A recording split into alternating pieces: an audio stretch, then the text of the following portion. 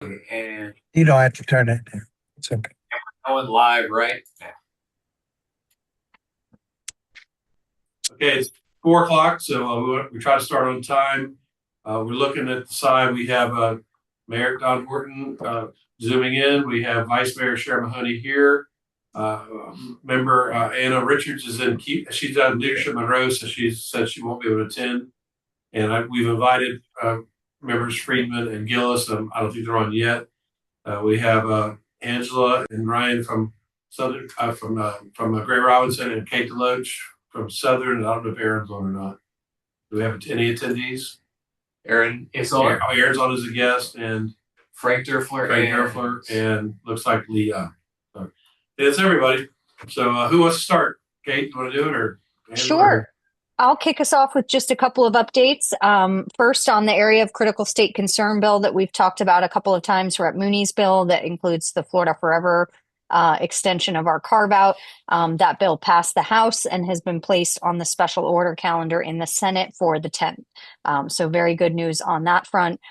In less great news, we're finishing up week 8 and we are still working on the budget. So it is looking very much like they are going to either have to extend or more likely come back to finalize the budget process. So allocation offers seem to be still happening, but budget conference has not begun. So we will continue to monitor that situation as we move through the summer.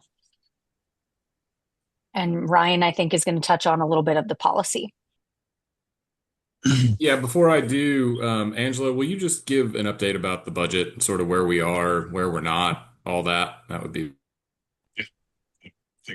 Yeah, I'm happy to do that. So where we're at is, the House and Senate, similar last week, they're still $1.4 billion apart. And for our projects, just sort of as a reminder, hold on one second for me. For our Islamorada North Plantation Key Pump Station capital project, we are currently funded in the House budget at $375,000. For the US Highway 1 breakwater project at Sea Oats Beach, we're currently funded at $150,000 in the House budget. For the public transit expansion and enhancement project, we're currently funded in the House budget at $175,000. And for the schools to neighborhood pedestrian safety project, we are also funded on the House side at $175,000 for that, which, as we've mentioned previously, going into budget conference, that's a fine place to be alive. You just need to be in one budget or the other. So we are currently in a good situation. Now, I think one of the things that, to Kate's point of, do they extend or do they sign and die and they come back?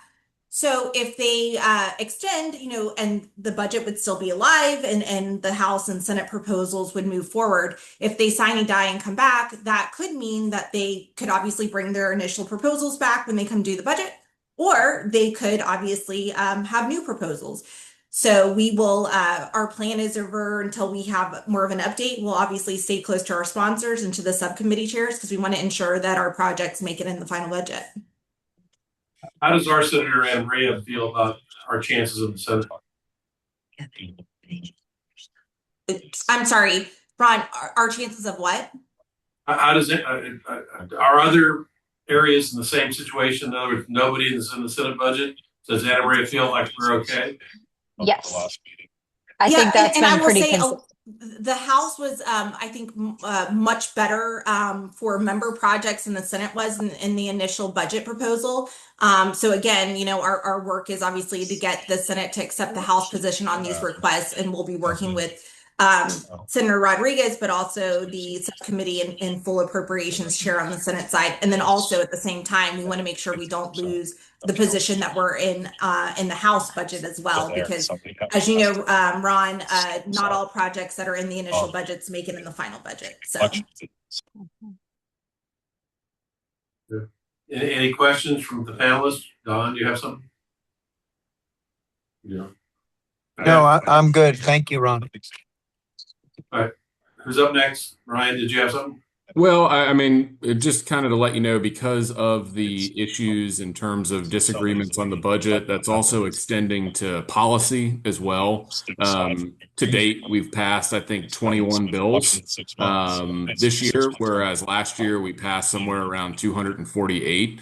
And so, while we have no certainty or timeline, quite frankly, of when the budget will come into play, obviously, a lot of policy could die on the vine on Friday if they do sine die, or if they extend, then they would effectively narrow the policy items that they both agree upon to continue to debate, including the budget. We'll have a lot more information really midpoint next week, latter part of next week, in terms of how much is going to continue. But when you're in a local government representation space, a lot of times policy is more bad than good. So chaos does kind of benefit some of the harmful bills that are proposed from actually becoming law. So that's the optimistic view of some of the stuff that's going on in Tallahassee. And Ryan, I'll just add, so interesting this week in the House. So the Senate has already has a rule that they can raise money during an extended or special session if the fundraiser was scheduled before that session was announced. So again, going into this next period where they may extend or there may be multiple special sessions, the House actually similarly this week adopted the same rule. So again, for fundraising purposes. So. Where would the Senate Bill 180 fix? So the Senate has passed two versions. They've passed 840, which is the statewide version, and 218, which is limited to areas of critical state concern, which would be beneficial. But the House is still really not participating in that conversation. One of the things that can occur in that last week, the chambers are only taking up messages, so bills that have passed one chamber and are sent over to another. So there could be a potential for someone in the Senate to amend a House bill that they have with the Senate Bill 180 fixes and send it back to the House to sort of put them in a position of either taking it or killing another bill that it is attached to. But so far, the House has not, and that's not specific to Representative Mooney. It's the House writ large who has shown, the desire not to pass a bill with Senate Bill 180 fixes in it. Okay. Anything else? Okay, do we have any panelists that want to say anything, or attendees? We have no hands raised currently. Okay. Kate, do you have anything else to summarize?